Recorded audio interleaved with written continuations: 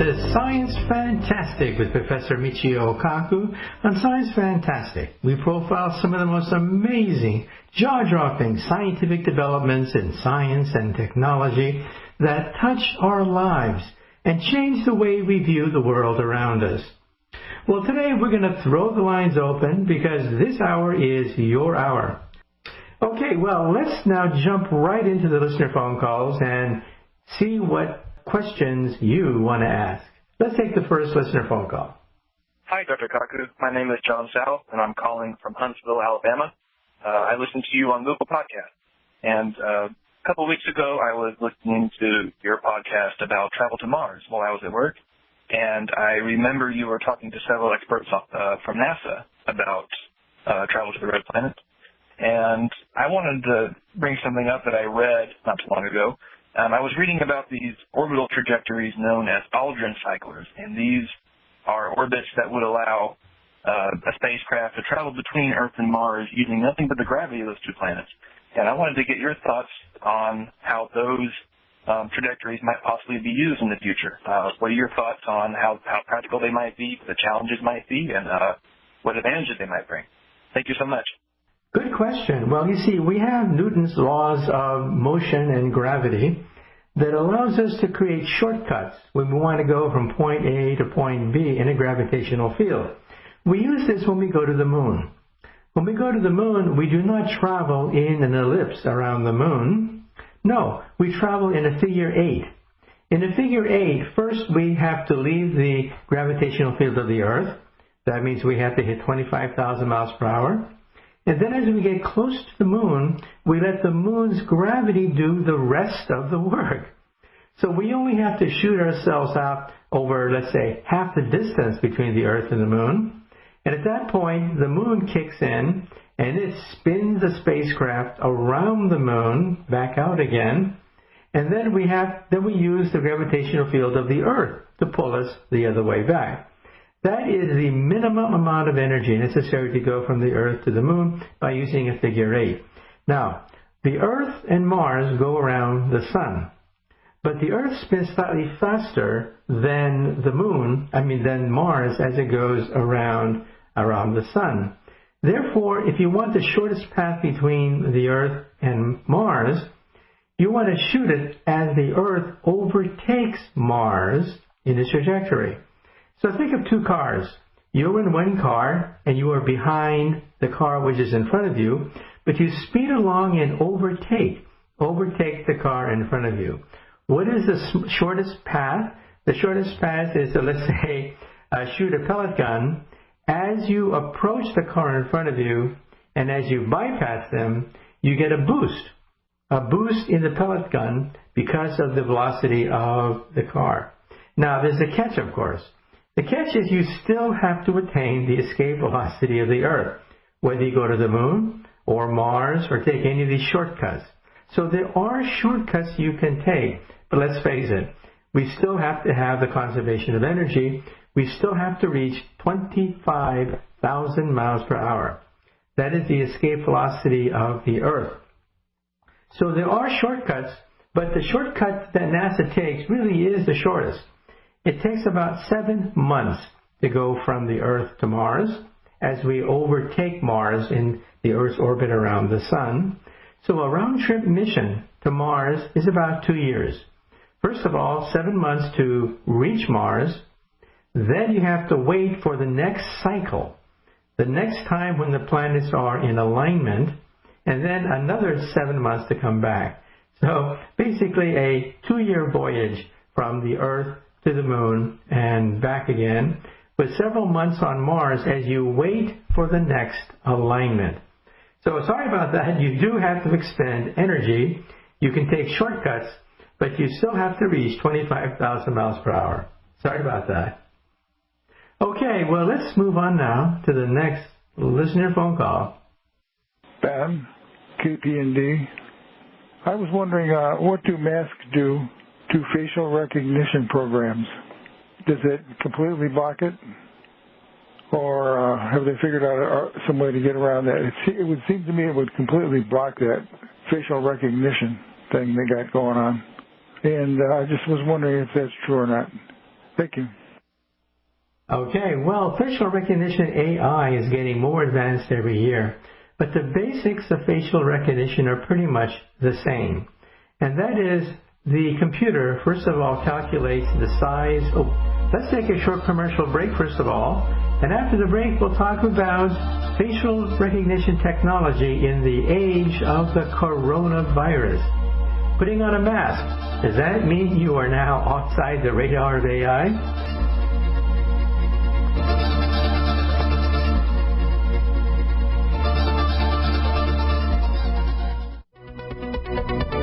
Welcome back to Science Fantastic with Professor Michio Kaku. This hour is your hour. Okay, let's answer the question that came in. In the age of the coronavirus, of course, we'll have to wear masks. Masks are not foolproof, but at least they block out most of the large droplets of water that might carry the coronavirus. Better than nothing. But what about facial recognition technology? Well, how does facial recognition technology work anyway? When a computer locks onto the human face, first of all, it gives you an approximate reproduction of the dimensions of the face, that is the width and the height, and then, of course, the location of the eyes, that is the distance between the eyes, the size of the forehead, and the distance between the nose and the eyes, and then the chin. And then it does what is called a chi-square fit. It goes through all the photographs in its memory to compare the numbers that it just found with the numbers corresponding to each of these photographs that are in the memory. The more parameters you have, the better the fit. That is, the distance between the eyes, the distance between the eyes and the nose, the chin, so on and so forth, and then finer details. The more the data, the better the fit. But almost any amount of data will allow you to eliminate some of the faces in your data bank. So in other words, if somebody wears a mask, the match is going to be crude, but there will be a match. That is, the computer will do its best and give you a series of matches of who might be behind the mask. Now, of course, you may say to yourself, that's pretty crude, but that's about as best as you can do. So the parameters that you get with a person wearing a mask is basically the overall size of the face, the distance of the eyes, the direction that the eyes are looking at, but not much more. So that'll allow you to eliminate some, but the vast majority of faces, of course, will still be unrecognized because you don't know the location of the nose, the lips, the chin, and so on and so forth. But hey, better than nothing. Okay, let's move on and take the next listener phone call. Hello, Dr. Kaku. My name is Jason Miller. I'm calling from Fredonia, Kentucky. My question is about the age of the universe across the many worlds theory. Does each universe popping into existence measure the age of the universe the same as the next one? If so, it would seem there would be a connection to the original Big Bang amongst all the universes. I'd like to hear your thoughts. Thank you. Okay, well, first of all, this is something that is in the very forefront of theoretical physics, but hey, this is what we do. We have tenured professors at the most prestigious universities contemplating parallel universes, something right out of the Twilight Zone. So how does that work? Well, as we said before, Einstein gives us this picture that the universe is a bubble of some sort. We live on the skin of the bubble, and the bubble is expanding. That's called the Big Bang Theory. However, string theory says that there could be other universes out there, other bubbles popping into existence all the time, even as we speak. Even as we're talking on air, universes are being created somewhere far away from where we are at the present time. So we live in a bubble bath of universes. Then the question is, does each universe have a different age? And the answer is yes. Each universe will have, let's say, scientists who then rediscover Einstein's equation in that universe, and then they can computer calculate the age of each bubble. So there's not simply one big bang that creates all the bubbles. These bubbles are being created all the time. Each bubble in turn has a different age, and so there's no one big bang that created all of these universes. And then the question is, well, is Elvis Presley still alive in one of these parallel universes? And technically the answer is yes. That is, in our universe, people die because of normal natural processes or because of an accident or what have you.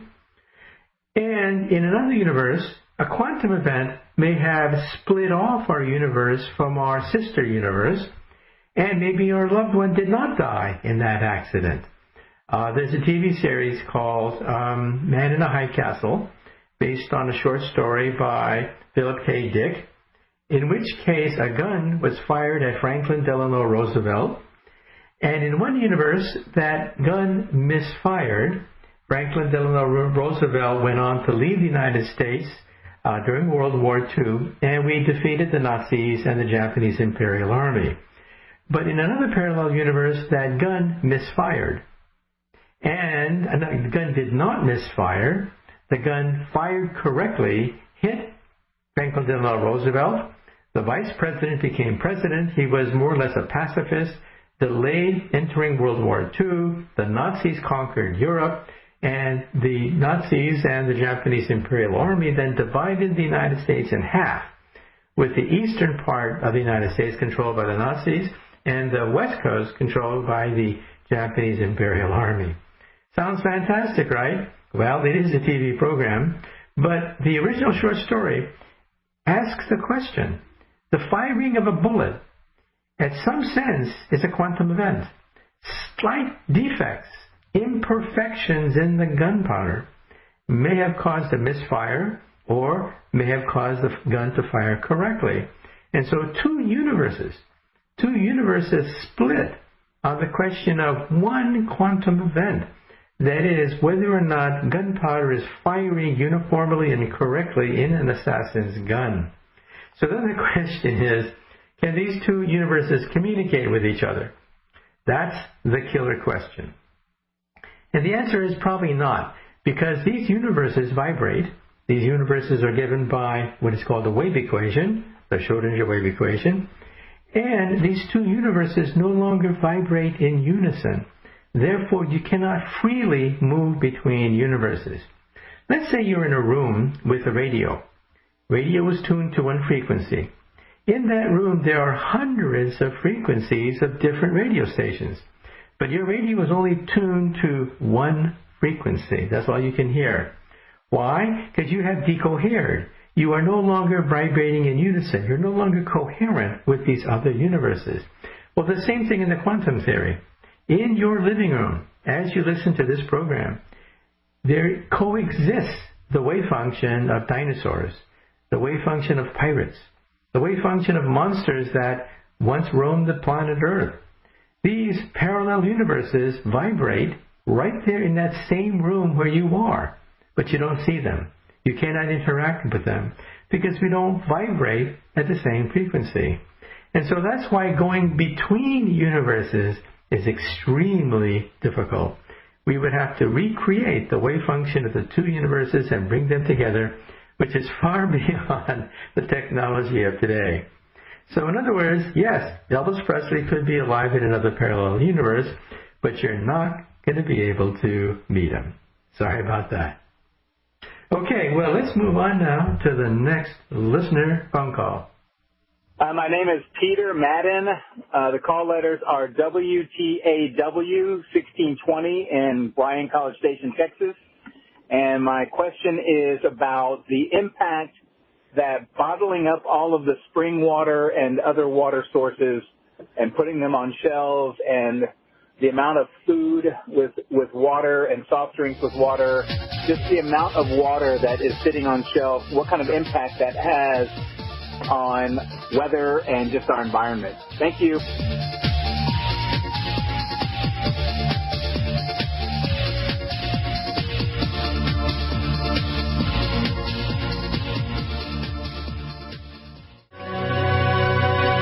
Welcome back to Science Fantastic with Professor Michio Kaku. So let's now talk about the next listener phone call question. The questioner asked about water. And yes, we have spring water, water that's bottled, water that's shipped across the oceans. And the question is, well, what impact does this have on the environment? Well, we think water is almost for free, especially in the United States. However, in other parts of the world, water is more precious than oil. In fact, water wars could be a source of problem in the future, especially in the third world. We have populations which are expanding in the third world. Expanding populations mean more pollution. Pollution then gets into the rivers and the streams and into people's drinking water. And water cuts across boundaries. Boundaries that are set by politics. Politics that were set into place centuries ago. But rulers of today may ignore certain boundaries. And so what is more important than the purity of our water in advanced capitalist countries is the water wars that we may have in developing nations as they fight over scarce resources of water. I travel a lot in the world, and for example in the Middle East, and sometimes I see these gigantic fountains, these huge, majestic fountains pouring out tremendous amounts of water and waves in the middle of the desert, in the middle of the Arabian desert. And you say to yourself, this can't last. This can't last. This squandering of water, and of course with the pollution due to expanding cities, with the expanding population demanding fresh water, there's going to be problems, especially as rivers cut across national boundaries, giving us the possibility of water wars. And so right now, the spring water that you get at the grocery store, yes, there are some problems with pollution and the purity of the water, but in the main, it's pretty pure. The problem emerges in the future, where developing nations fight over scarce water supplies. Okay, let's move on now to the next listener phone call. Hi, this is Jeff. I'm calling from Northbrook, New Jersey, and I was wondering, how is AI and supercomputers helping us against the coronavirus? Thank you so much. Huge fan of your work. Well, I personally believe that AI and high technology will conquer the coronavirus. And I'll explain how I make that outrageous comment right after the break.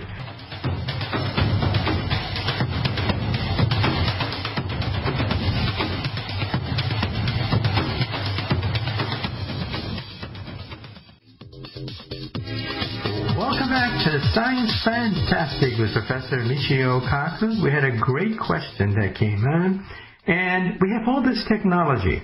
We have biotechnology. We have artificial intelligence. Can that be used to defeat the coronavirus? And the answer is yes. In fact, I believe that AI will help us conquer the coronavirus. Now you may say to yourself, how is that possible? Well, first of all, when an outbreak of the coronavirus takes place, it takes 2 weeks to a month before we see the sudden surge of hospitalizations, the sudden chaos in the emergency rooms, and then the inevitable rising death tolls. So for the first 2 weeks to a month, we're totally caught flat-footed, without any knowledge of what's happening. Here's where AI can come in. There are companies like the Kinsa Corporation, which makes thermometers hooked up to the Internet. Thereby, simply scanning the Internet, you can calculate spikes in people's fevers in certain areas. For example, take a look at the Mardi Gras. The Mardi Gras brought hundreds of thousands of people into New Orleans, and there it was. You could see a spike in the thermometers coming out of that area. But of course, it wasn't connected to any emergency alert system. So the hospitals were then totally flooded 2 weeks to a month later when people began to come down with the coronavirus. But there it was in the data. It was staring at you in the face. And now take a look at the United States. When you look at a map of the United States, you see hotspots. Hotspots emerging in people's fevers as these thermometers register spikes in the temperature of these patients. So this gives you an early warning system. It alerts you that certain anomalies are taking place. Also, take a look at Google. People do random searches on Google all the time by the millions, but let's say there's a spike in the search engine around certain keywords like fever or coughing or I can't breathe. Any anomalous search engine will then determine the fact that there's a certain cluster of people who are coughing, who do have a fever, who are worried about the coronavirus. So by simply scanning the internet, allowing artificial intelligence to spot anomalous search engines, you can then calculate where these hotspots are emerging 2 weeks to a month before the hospitals are overwhelmed. And then, of course, tens of thousands of people could die in that period of time. Not only that, but you can use cell phone data. AI allows you to scan cell phone data to track the location of cell phones. Let me give you a simple example. In New York City, where I am, by tracking cell phone data, you can see that wealthier zip codes were fleeing to the Hamptons and Florida and California as soon as word came out that there was a pandemic. However, you can also show that the poor areas, zip codes with poor people, were pretty much stuck where they were. So you can actually calculate the migration of populations using artificial intelligence. You can also track super spreaders. Now, it turns out that roughly 50% or so of the spreading of the virus does not occur by people coughing in your face. No. It comes about because of super spreaders that can spread the virus to maybe 100 other people, and they themselves could be asymptomatic. In South Korea, there was one man who hit the red light district and infected practically the entire red light district because he was a carrier of the virus. Well, you can track these things because cell phone towers allow you to track where the cell phone is located. And therefore, if you know that a certain person is a super spreader and he's supposed to be quarantined, you can track whether or not he's really quarantined or not. So this is amazing. You can track the motion, the mobility of millions of people using artificial intelligence to track whether or not they are really quarantining and track the location of super spreaders.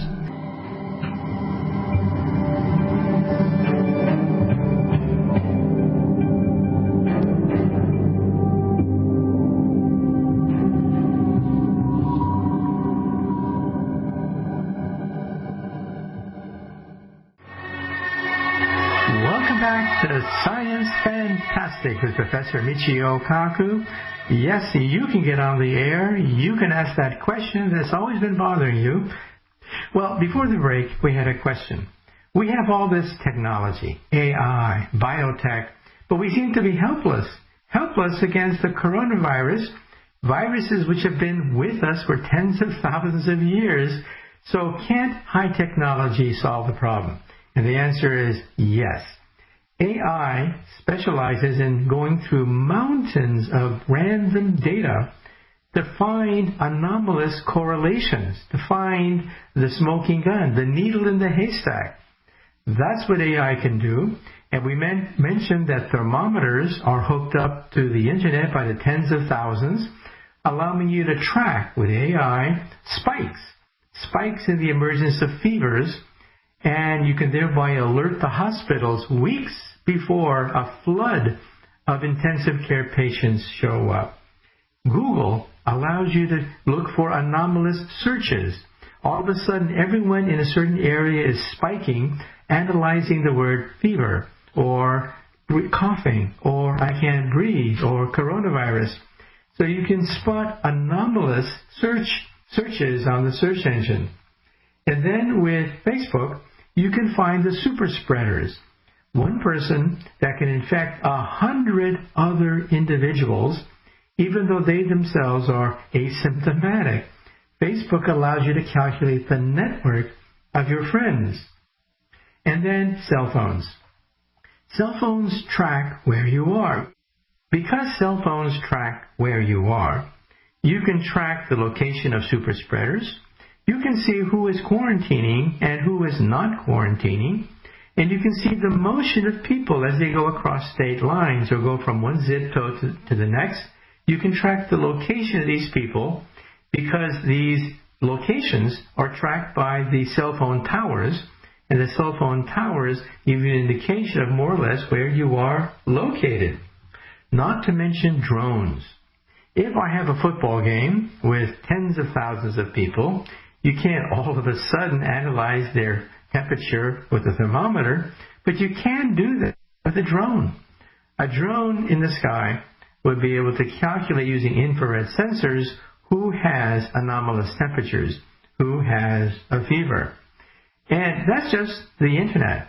Now with biotechnology, we're going to be able to have sensors which will give you a readout as to who has the virus at the airport just before you get on the airplane.